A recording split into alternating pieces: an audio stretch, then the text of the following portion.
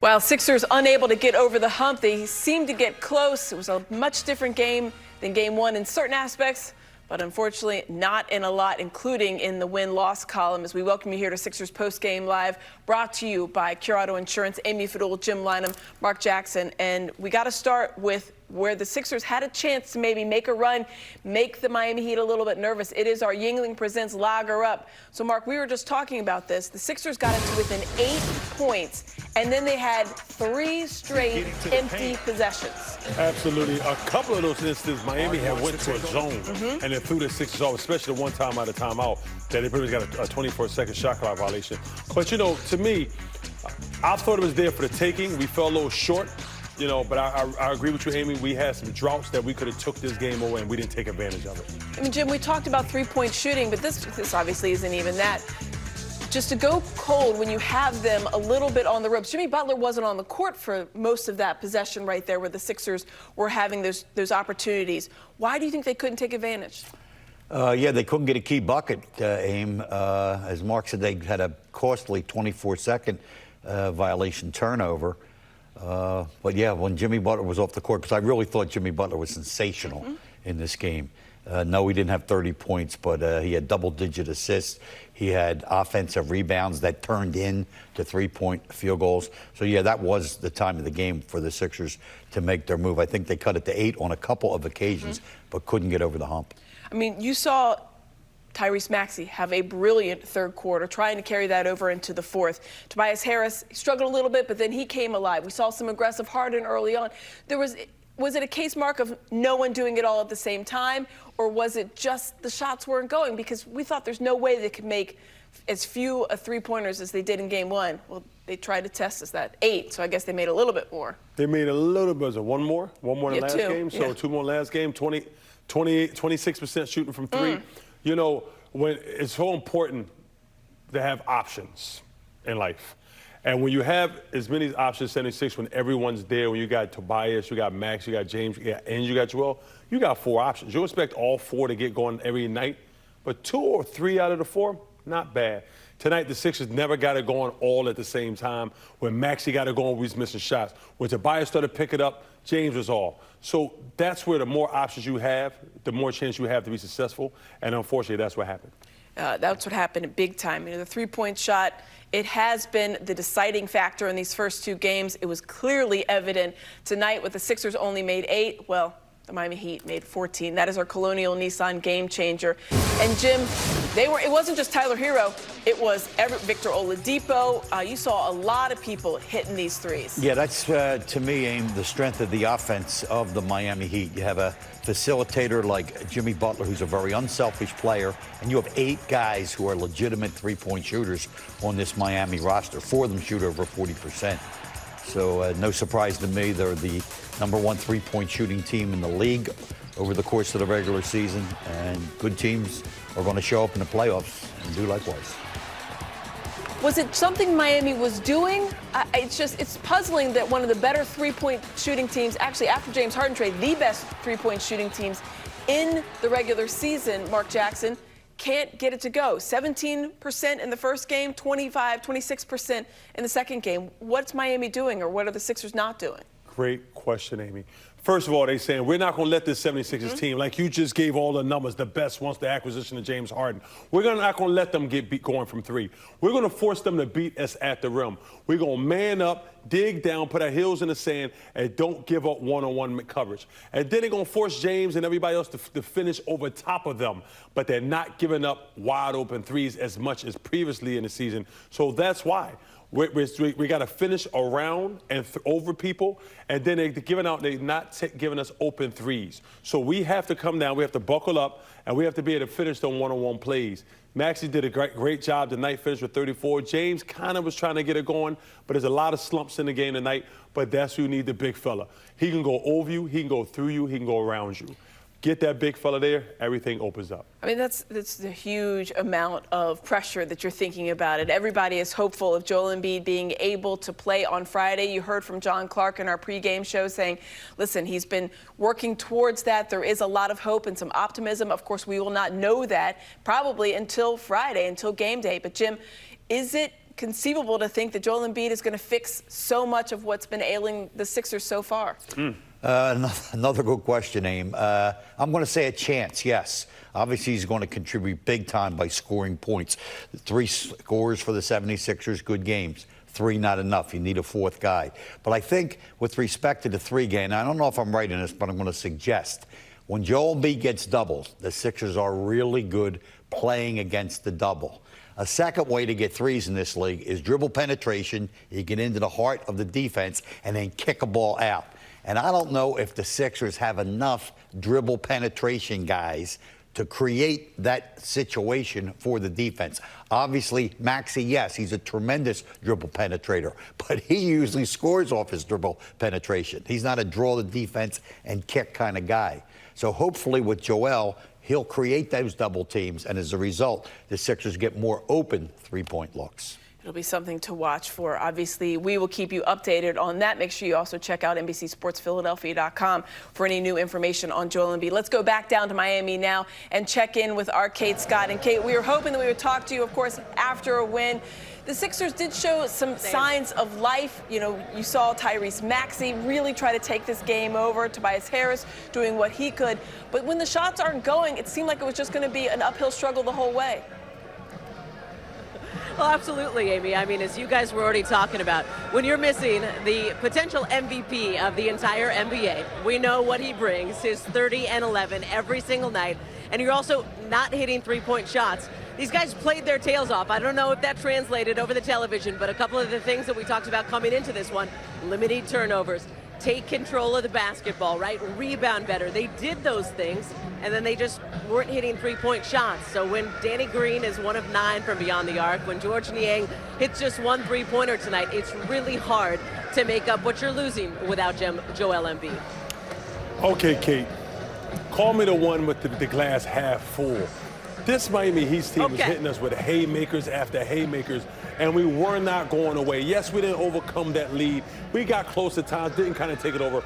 But am I the only one here that feels comfortable when we get the big fella back, that this will be a different type of game?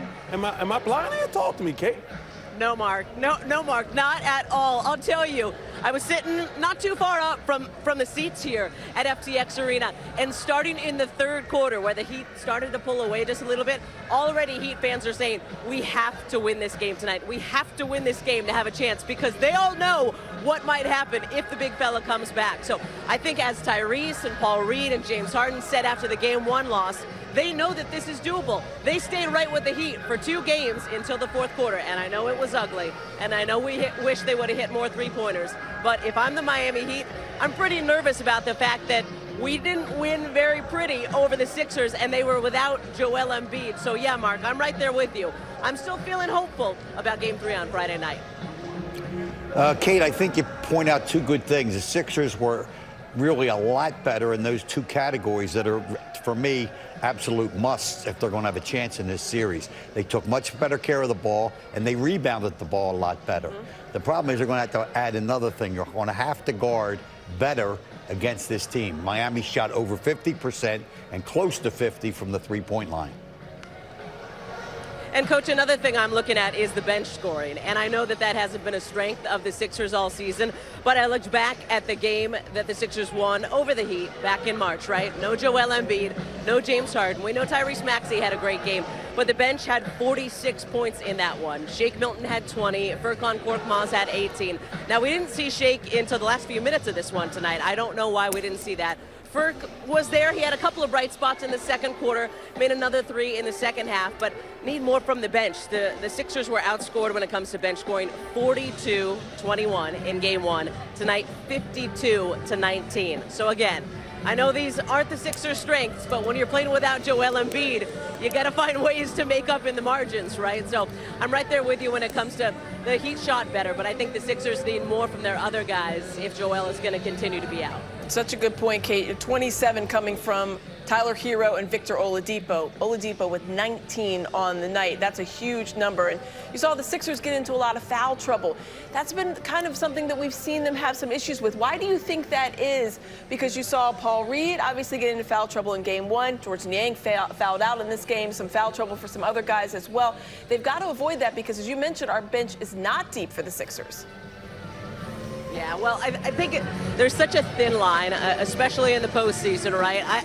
I know there's the whole home and road thing. Are the Heat getting more calls? It seemed like a couple went their way tonight, but I think there's also a thin line between being physical and aggressive and fouling. And I think that's a really hard line to find without Joel Embiid because he's your physical force. He's the guy who usually leads your aggressiveness in the first quarter.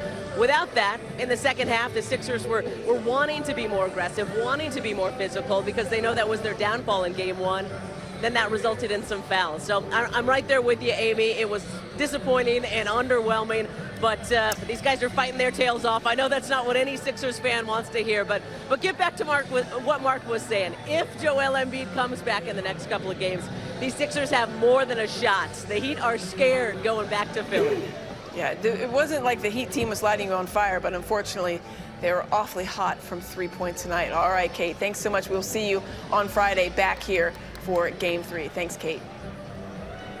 Thanks, team.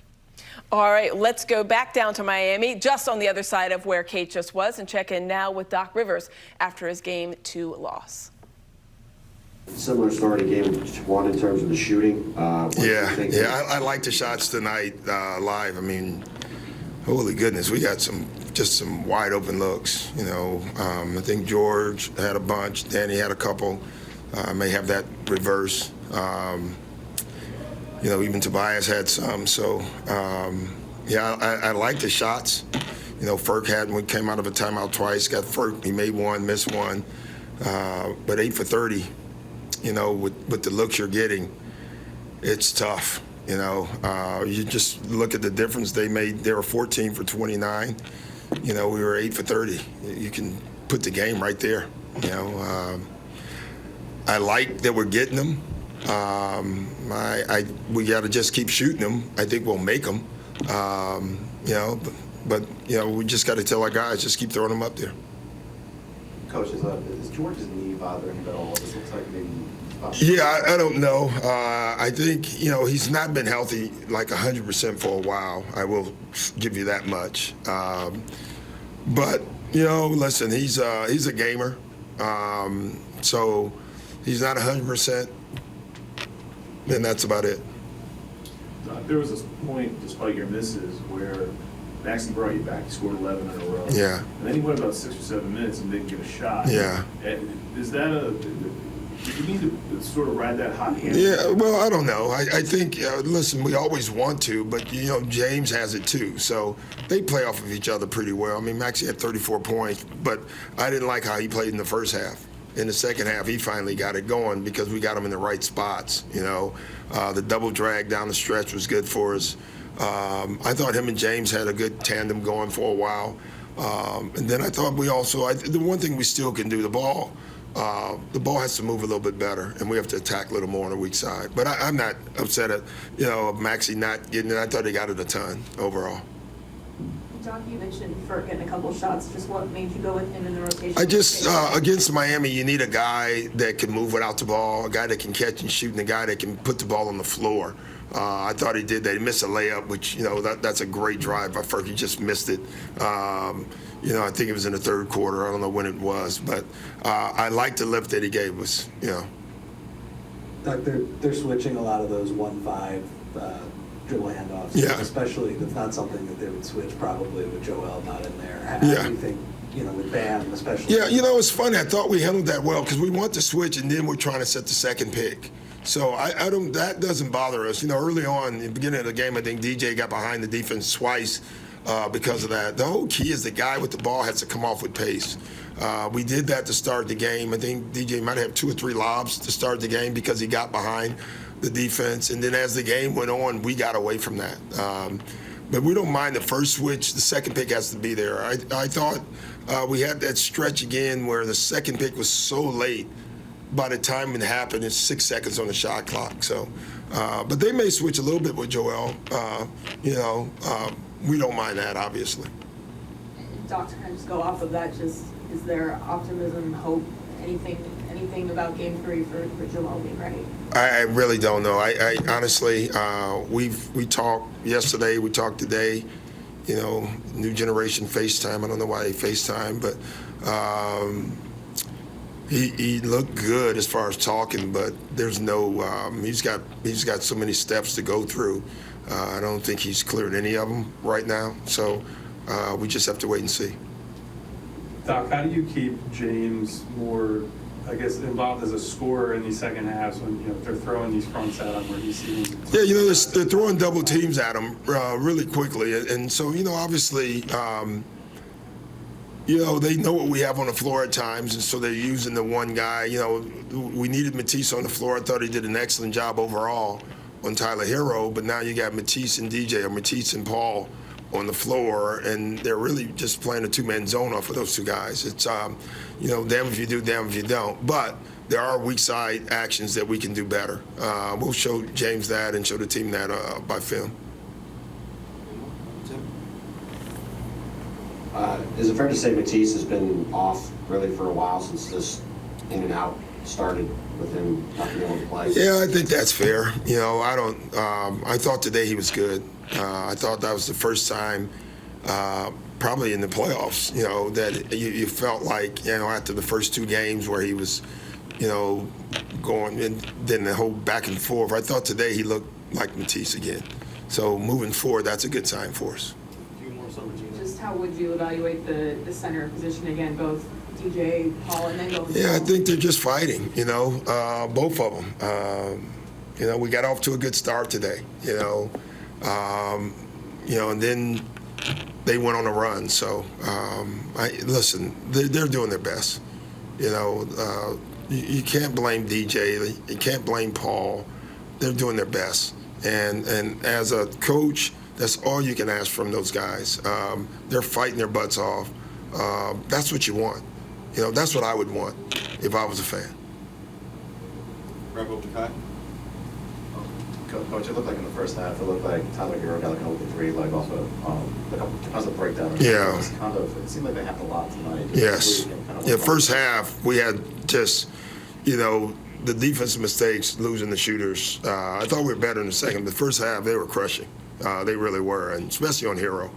I think he got two of them that I remember, just point-blank looks off just pure mistakes.